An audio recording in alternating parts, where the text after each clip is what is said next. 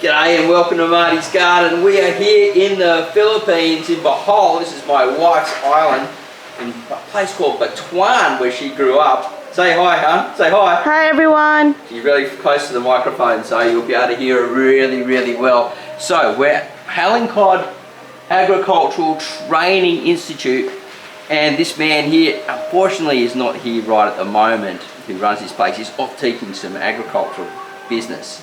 But we are here worm farming in the Philippines. Now, I've been promising this for a very long time. Never knew it was going to happen until now, and we discovered this place. So it's a bit rustic, something that we're not really used to seeing in our country, but we can learn a lot from looking at other ways and sometimes simplify things to make things even easier, because we can overcomplicate it in the West. All right, let's keep going, huh? You coming with me? It's going to be wobbly. It's alright, Okay. wobbly camera's okay, just keep coming, come this way, this way. Are you okay? Yeah. Sherly's on the camera today because Kara's not feeling so well. So, we have the new camera lady, and everyone give Sherly a clap and a thumbs up. And we have some people walking with us, maybe they might want to come on the camera. If you come around to this side, huh? And then just slowly squat down. If we can see these are concrete beds. And they've got African night crawlers in here. Can you come a bit closer, darling, so we can hear it on the microphone?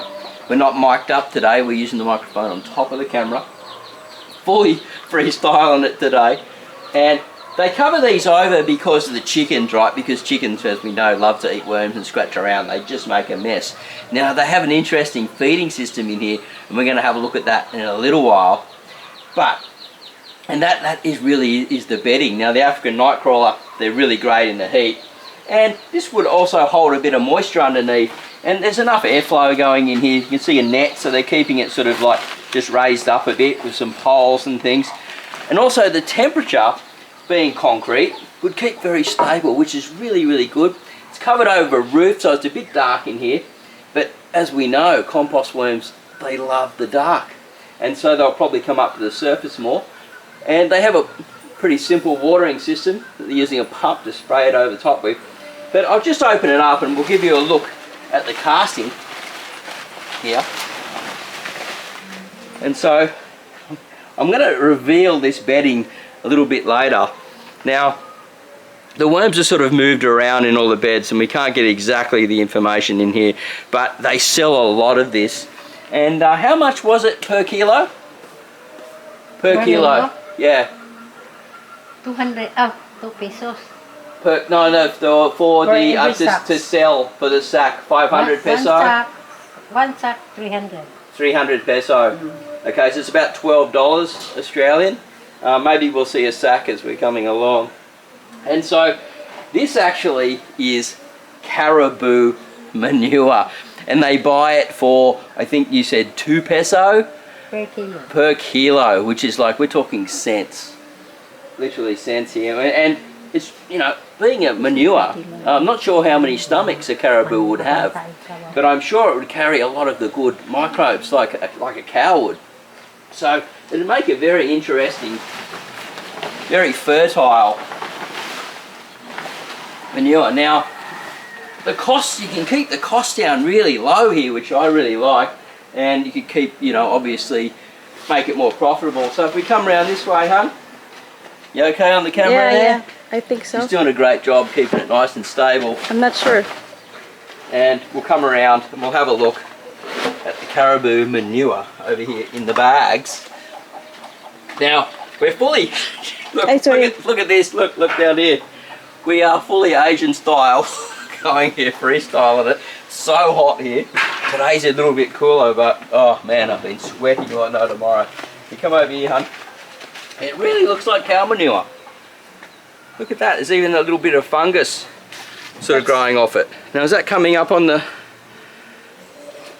It looks like a... You think that was a sprout, but I think that's actually a type of fungi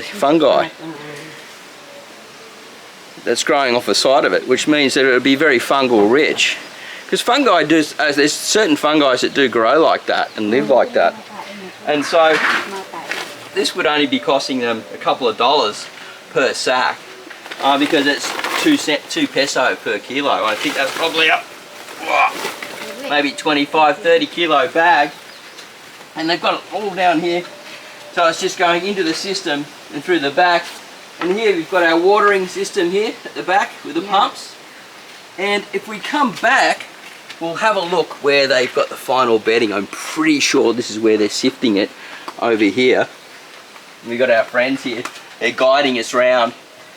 And hopefully the sound's coming out okay, guys. Let us know if this is an okay production, because as I said, we're pretty much winging it here in the Philippines today. But this here, It's finished product, sir. this is, again, say again? Finished product, vermicast. Finished product. Now, if I could probably dive in there and have a swim around, I might get in trouble. So we're not going to do that.